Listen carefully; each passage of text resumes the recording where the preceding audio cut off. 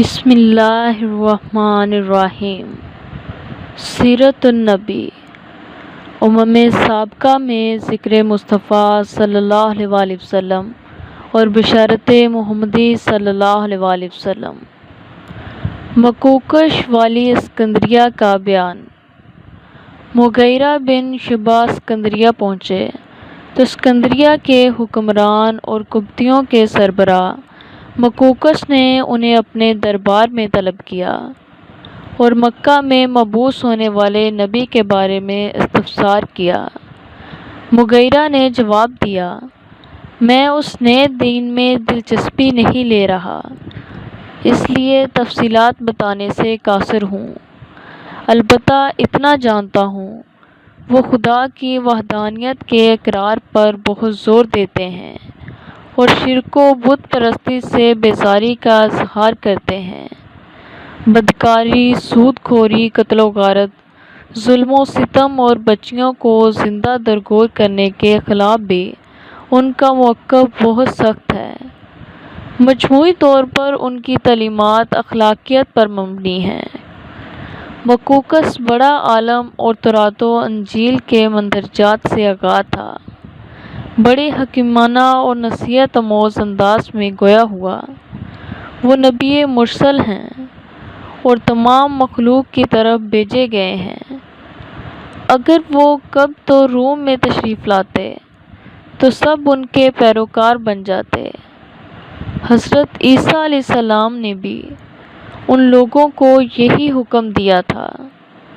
نیز جن تعلیمات کا تو نے ذکر کیا ہے وہ انبیاء اکرام کی تعلیمات ہیں، وہ انہی کے ساتھ مبعوث ہوتے رہے ہیں۔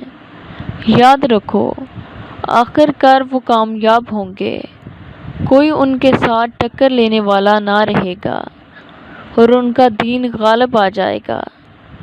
یہ سن کر مغیرہ مرعوب ہو گیا کہ بادشاہ بھی ان کی تعریف و ستائش کرتے ہیں اور ان کے مستقبل کے بارے میں پر امید ہیں۔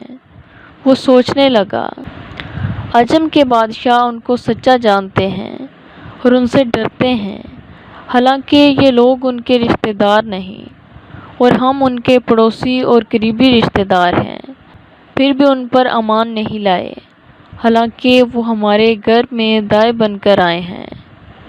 مکوکس کی اس بات سے مغیرہ کے دل میں جستجو پیدا ہوئی کہ اسکندریہ آئے ہوئے ہیں، اب ان کے بارے میں تمام معلومات جمع کر لینے کا بہترین موقع ہے۔ یہ سوچ کر اسکندریہ کا ہر کلیسا اور گرجا چھان مارا۔ ایک پادری بہت ہی ریاضت پسند، عبادت گزار اور پرہیزگار تھا۔ مغیرہ کہتے ہیں، میں اس کے پاس گیا اور پوچھا، مجھے بتاؤ کیا کوئی نبی باقی رہ گیا ہے؟ اس نے جواب دیا، ہاں، اور وہ خاتم النبیین ہیں۔ ان کے اور حضرت عیسیٰ علیہ السلام کے درمیان کوئی اور نبی نہیں ہے۔ حضرت عیسیٰ علیہ السلام نے ہمیں ان کے اتباع کا حکم دیا ہوا ہے۔ وہ نبی امی ہیں اور عربی ہیں اور ان کا اسم گرامی احمد ہے۔ اس نے مزید بتایا کہ ان کا قد مبارک درمیانہ اور آنکھوں میں سرخی ہے، موٹا کپڑا پہننا پسند فرماتے ہیں۔ ان کے دوست احباب ان کے عاشق اور فداکار ہیں، اپنی اولاد سے بھی زیادہ ان سے پیار کرتے ہیں۔ مغیرہ بن شعبہ بیان کرتے ہیں، میرے دل پر ان تصریحات کا ایسا مثبت اثر ہوا کہ میں واپس آتے ہی مسلمان ہو گیا۔ پھر میں نے حضور علیہ السلام کو مکوکس اور پادری کی باتیں سنائیں، آپ بہت خوش ہوئے اور فرمایا، اپنے دوستوں کو بھی یہ سب باتیں سناؤ۔ تجارتی قافلے ملک شام جاتے رہتے تھے۔ عدی بن ربیع، یزید بن عمرو، سفیان بن مجاشع اور اسامہ بن مالک شام گئے تو ایک تالاب کے کنارے اترے۔ قریب ہی ایک گرجا تھا۔ اس کا پادری غیر ملکی عرب سواروں کو دیکھ کر قریب آ گیا۔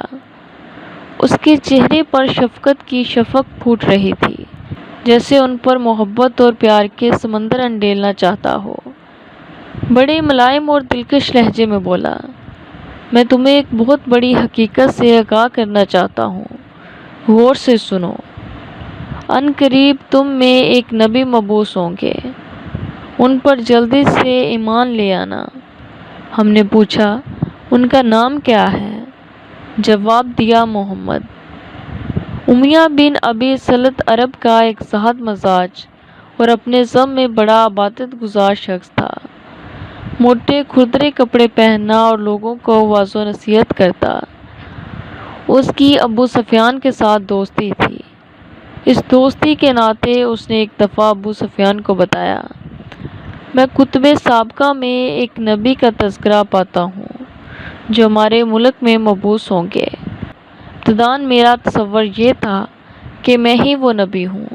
اپنی عبادت و ریاضت، دین و دانش، راست بازی اور اخلاقی برتری کو دیکھتے ہوئے مجھے پکا یقین تھا کہ کسی موزوں موقع پر خدا کی طرف سے مجھ پر وحی نازل ہوگی اور میں نبی کی حیثیت سے مبعوث کر دیا جاؤں گا۔ مگر بعد میں مجھ پہ یہ راز منکشف ہوا کہ وہ نبی بنو عبد مناف سے ہوگا۔